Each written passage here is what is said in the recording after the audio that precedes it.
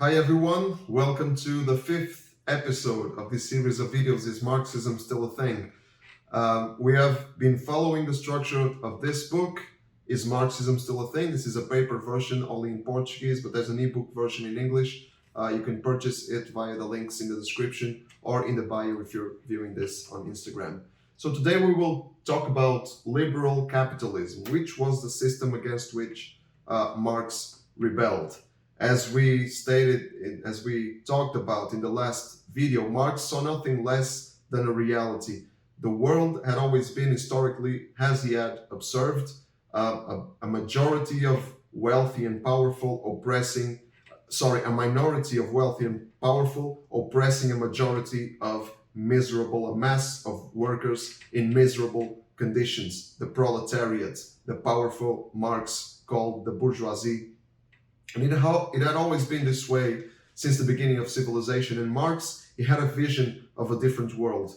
The capitalist system in Marx's time was at its pinnacle, with the Industrial Revolution reducing man to a mere instrument of production, no rights, no defense, no voice. A text on labor laws and working conditions in the Industrial Revolution shows us just that. There were not many labor laws passed to protect the average workers, who were often women and children as young as 5, from being exposed to the dangerous working environment. Oftentimes, these conditions would have led to workers getting injured or even for many resulting in death. The working environment was harsh and laborers had to work long hours for extremely low wages. People worked around 10 to 15 hours a day at an estimated 5.5 to 7 pounds a week. So this was the reality in the capitalist world, the capitalist system in the Industrial Revolution. The absence of workers' rights was not new, of course, in feudal times prior to the Industrial Revolution. In some ways, it was even worse.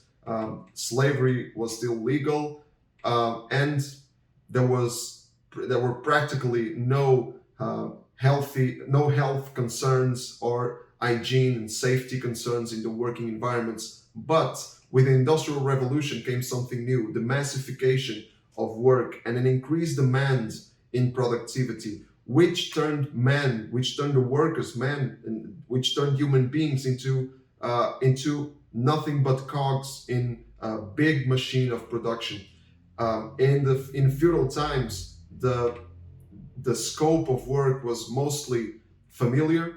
In the Industrial Revolution, it became massified and much more inhuman in many ways. So this was the capitalist system against which Marx rebelled.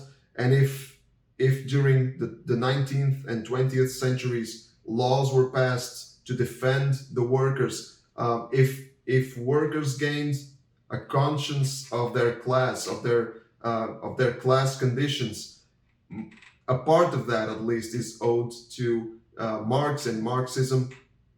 If we can give any credit to Marx, it would be that, because as we saw in the last video, the implementation of Marxism was nothing short of absolutely disastrous. But this concern, at least, became this class concern in the worker, in the mind of the proletariat, in minds of the mass of workers, at least became a more present reality with socialism and Marxism.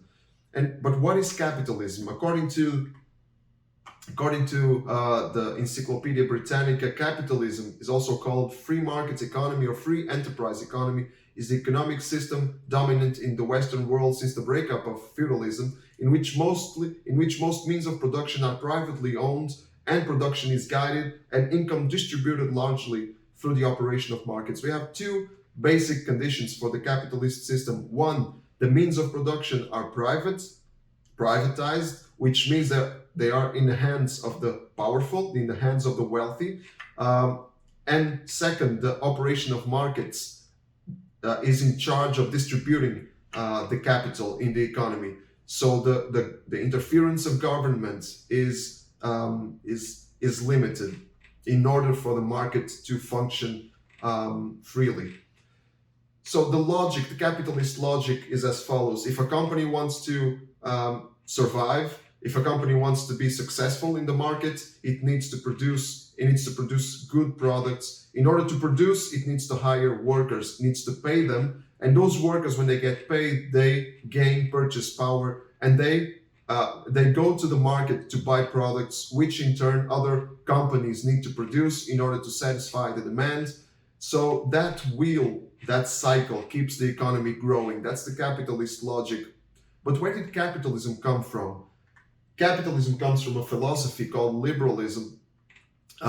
Liberalism was a doctrine, a political doctrine, a social philosophy made popular by philosophers like John Locke and Adam Smith. Adam Smith wrote the following quote, which became very famous in a reference work that he wrote, An Inquiry into the Nature and Causes of the Wealth of Nations. To prohibit a great people, however, Adam Smith writes, from making all that they can of every part of their own produce, or from employing their stock and industry in the way that they judge most advantageous to themselves, is a manifest violation of the most sacred rights of mankind.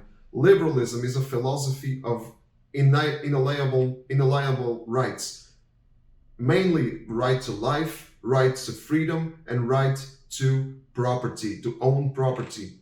And to violate those rights is to violate something sacred in liberal philosophy. So no one ever takes this to the letter. There's no system that is completely liberal to its last consequences.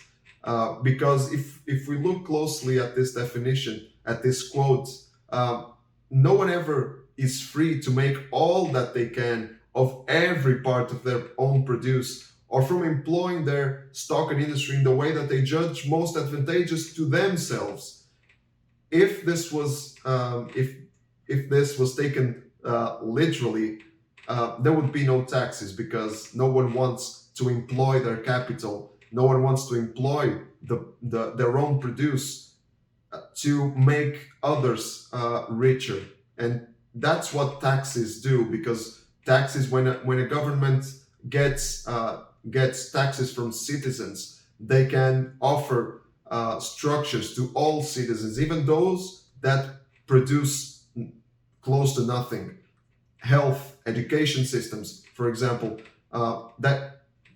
those are all examples of things that the government offers. Of course, all those things are paid by taxes of citizens, but no one is ever free to apply their money even in liberal societies. No one is ever free to apply their money in the way that they judge most advantageous to themselves. Otherwise, there would be no solidarity in society, because, as we know, man's nature is not a good nature. It's a selfish nature. So if left to their own devices, men would indeed apply their money in a selfish way. So no society has ever put this into practice literally, but some do try to get as liberal as they can. It's what we call ultra-liberal or neoliberal societies. And the greatest example of a neoliberal or ultra-liberal society is the United States. We will look at the United States more closely in the next video, as we did look at China and USSR as the superpowers of communism. We will look at the United States as a superpower of liberal capitalism.